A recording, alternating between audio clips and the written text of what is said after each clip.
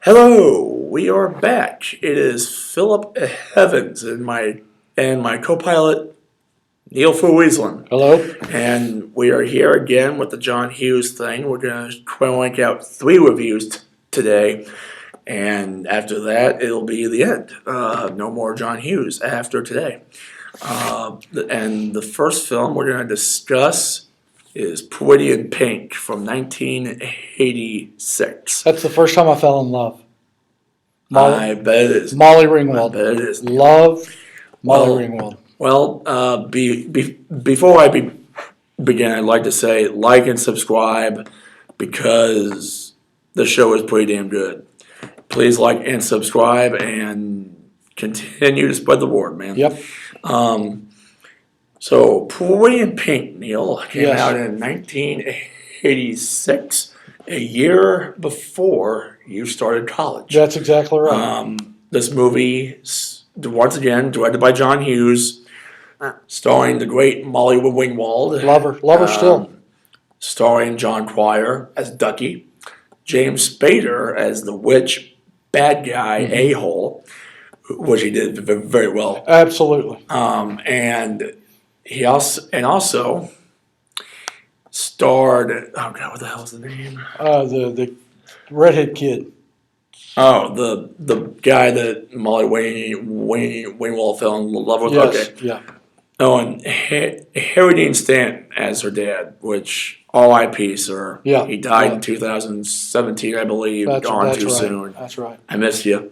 But this is pretty much a story of rich against poor, because you've got the upper class students Right. represented by James Spader and the blonde bimbo that he sees, and he's friends with a guy named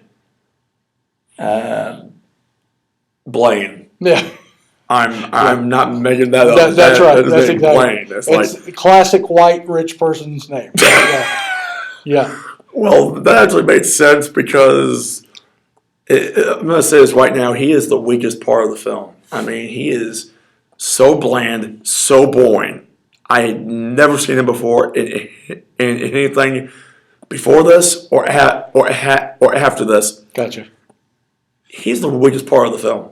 But Interesting. I never thought about everything that. else, I think, is pretty damn good. Yeah. I Yeah. think I really liked Ringwald in this. She and Ducky represent the poor, the Yeah, middle yeah, class students. And what I like about her in this is that she plays someone you can actually root for and you can actually like. Absolutely. She mean- doesn't play a stupid girl either. She's No. pretty smart. She doesn't play a bitch No. like in Breakfast Club. Right. She's back to playing someone that you can actually like. That's right. Like in 16 Candles. Right. She's a bitch in that, but you understand why. Right. Right. This film, she's just a good person Yes. who, has her friend Ducky, played by John Cryer, who's had a thing for her since they were kids. Right. Right.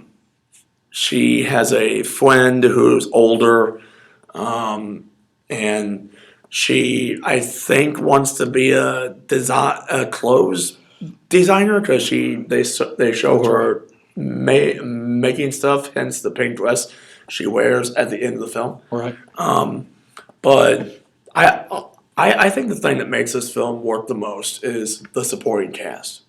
They surrounded her with a great group of actors. Spader, like I said, he plays that rich elite jerk so well that Absolutely. that You want to hate him. You want to hate him, Yes. Absolutely. but you're still kind of enjoying it. But that's Right. because it's Spader. Yeah. There are just some actors, Neil, that play bad guys, play jerks. You don't like them. That's right. But you don't hate them to the point where you're in a hurry to watch them get killed. You're like, no, I want to keep That's watching exactly this guy. right. He's a jerk, but I enjoy watching him, and that's Yeah. because of the charm some of these actors have. Right. And you have to have a guy like that in the film. Exactly. You have to have. You have to. Yeah. What do you think of John Cryer in this film? Some people have said he was annoying. Some people like me, thought he was good. And Yeah. it's like the only film he did that was good. He's done films before, but they were like Holy Man and Superman 4, I think, Right. which were awful. But this is the high point of his career as far as films go. I thought he fit well in this cast. First of all, he played a character that was him, if that makes sense, you know. Yeah, it does feel more like him. Yeah, exactly. And you could buy into the character, and you could understand what he's going through in this movie, what he's doing in this movie, you know. But once again, like you said, he's surrounded by a bunch of people that were really good. Do you Yeah, so- do you think the film should have? Spoiler alert. Yes. Do you think the film should have ended with him and Molly Ringwald hooking up over? Because I actually like that more than her and the Bland. Because the Yeah. boyfriend just felt like a generic love Right, interest for right. for her to fall for, and very boring. Ducky had a personality, Right. Right. and I like him and her more. So That's a why good not? question. why not? Well, that wasn't the heart of the story. It was Yeah. which guy from Right, the right. upper side.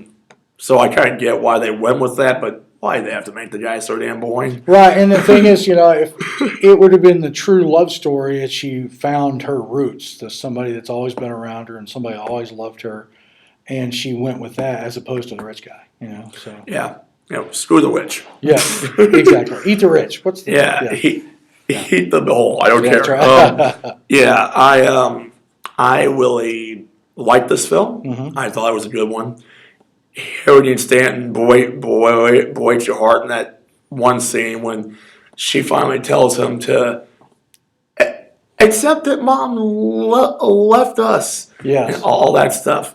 And I'm like, damn, that scene is heartbreaking. Yeah, and yeah. it's because of both of them. Right, right. You know, again, Harry Dean Stanton, man, God, you see him in all this stuff, and you see him in this. Again, the heart absence makes the heart grow fonder. Sure.